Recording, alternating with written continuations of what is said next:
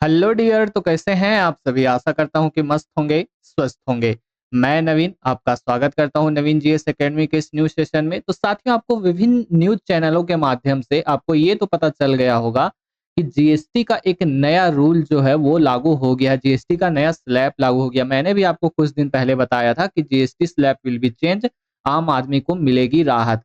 क्योंकि दोस्तों ये जो चीजें हो रही है उसमें सभी को कहा जा रहा है कि आम आदमी को इसमें राहत दी जाएगी। इसमें बहुत सारी चीजें जो आम आदमी यूज करते हैं उसमें क्या है कि आप सभी को बहुत ही कम दाम पे देखने को मिलेगा। जैसे दूध दही, फिर आपका पढ़ाई लिखाई और दूध ब्रेड बीमा टैक्स, ये सब पर क्या किया गया है कि एकदम 0% जीएसटी को अप्लाई कर दिया गया है। ये सभी आप लोगों को पता है। लेकिन एक्चुअल में मैं आपसे ये पूछना चाहता हूं कि ये जो जीएसटी अभी चेंज हुआ है उसका फायदा आपको होगा या नहीं होगा? मैं आपसे अगर यही पूछूं कि उसका फायदा आपको होगा या नहीं होगा, ये इससे फायदा फिर उन्हीं कंपनियों को होगा जो इस सामान को बनाते हैं। तो चलिए विस्तार से हम लोग समझते हैं कि आपको क्या फायदा होगा, चीजें सस्ती होगी या नहीं होगी। तो चलिए थोड़ा सा आप मुझे समय दीजिएगा, मैं एक एग्जांपल के तौर पर आपको समझाता हूं कि जैसे आप ये सामने देख रहे हैं, ये एक ऑयल का बोतल है, ठीक है? आप इसमें एक चीज पढ़ रहे होंगे कि इसका जो भी एमआरपी है वो है आपका इंक्लूडिंग ऑफ ऑल टैक्सेस। अगर इस बोतल के लिए हम 20 रुपये पे कर रहे हैं, 20 रुपये दुकानदार को दे रहे हैं, इसका मतलब जो टैक्स है वो उसी में इंक्लूड है। ये देखिए यहाँ पे भी लिखा हुआ है कि इंक्लूडिंग ऑफ ऑल टैक्सेस।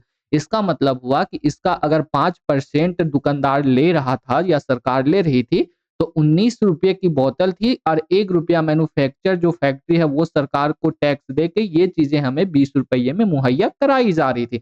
लेकिन मैं आपसे एक बात पूछता हूँ कि अब क्या है कि जो भी घरेलू सामान है, मान के चलिए कि दूध अभी मिल रहा है आपको 60 रुपये, ठीक है?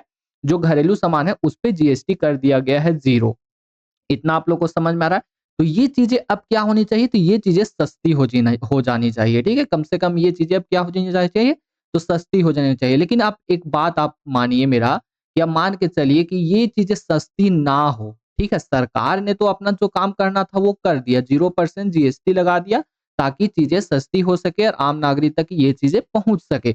लेकिन क्या है कि अगर कोई मिल्क की एक कंपनी है, मान के चलिए कि अमूल ही मिल्क की एक कंपनी है, अगर वो सस्ती ना करके जो उसका टैक्स है वो तो कट हो गया, वो जो उसे पहले 5% देना पड़ता था टैक्स, वो तो अब वो उसे नहीं देगा। लेकिन अगर ये 5% टैक्स वो नहीं देगा, ठीक है, तो क्या होगा? तो अब यहाँ पे 60 रुपये वाला दूध कम से कम यार, कम से कम तो इसको 55 रुपये तक आ जाना चाहिए, आना चाहिए नहीं आना चाहिए? लेकिन क्या है कि अगर यहाँ पे कंपनीज क्या करे कि अपना प्रॉफिट मार्जिन को बढ़ा दे, ठीक है, समझिएगा बात को, कि अगर कंपनी क्या करे कि अपना प्रॉफिट मार्जिन को बढ़ा दे तो क्या करेगी? अपना दूध है सो वो 60 ही रुपया में बेचेगी, ठीक है? लेकिन क्या है कि अब वो 5 रुपया एक्स्ट्रा प्रॉफिट कमा के बेचेगी।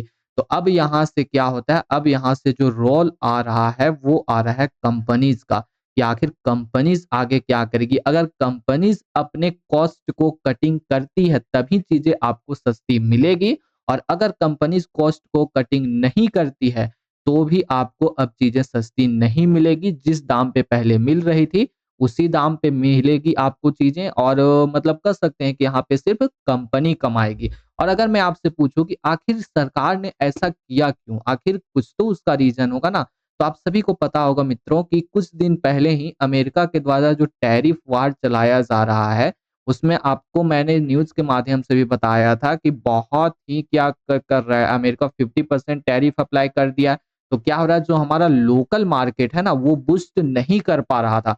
इस लोकल मार्केट को बूस्ट करने के लिए, मेक इन इंडिया को बढ़ावा देने के लिए, ये जो न्यू आपका जो देख रहे हैं जीएसटी 2.0, वो लाया गया जीएसटी का न्यू रिफॉर्म। तो मेन है ना कि लोकल फॉर वोकल।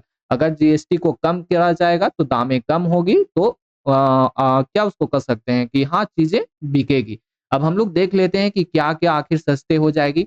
जैसे आप देख सकते हैं कि पहले पढ़ाई लिखाई पे 12% तक जीएसटी थी, मतलब हम लोग बुक वगैरह खरीदते थे उस पे। अब क्या है कि सभी चीज पर 0 कर दी गई है, जो कि एक बहुत ही अच्छी पहल है। ये सरकार की अच्छी पहल हम लोग कर सकते हैं।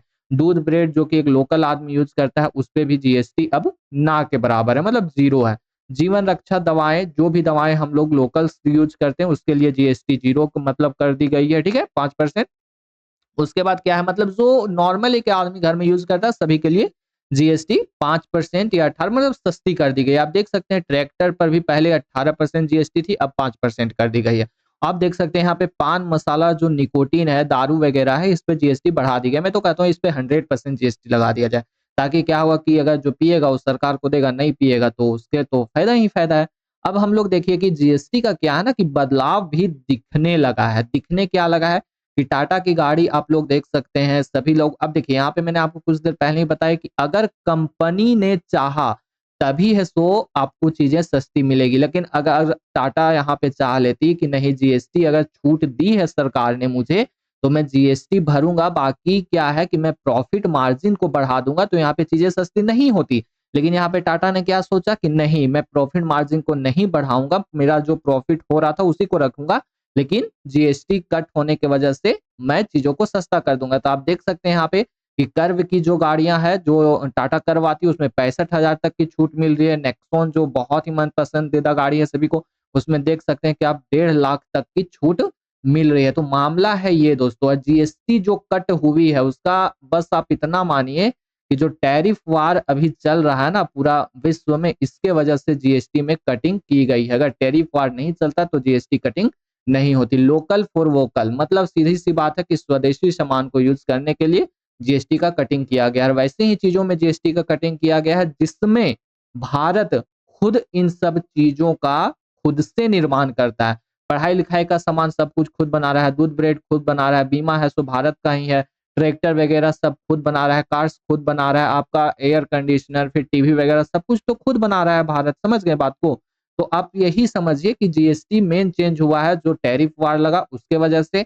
और आपको मैंने इसका जो एग्जांपल देके बताया था उसमें बस यही है सीधी सी बात कि अगर कंपनी चाहे तभी आपको चीजें सस्ती मिलेगी, और अगर कंपनी नहीं चाहेगी तो आपको चीजें सस्ती नहीं मिलेगी, कंपनी का प्रॉफिट मार्जिन बढ़ जाएगा। ठीक है, अगर आपको सेशन पसंद आए तो जरूर लाइक कीजिएगा और दोस्तों के साथ जरूर शेयर कीजिएगा। धन्यवाद।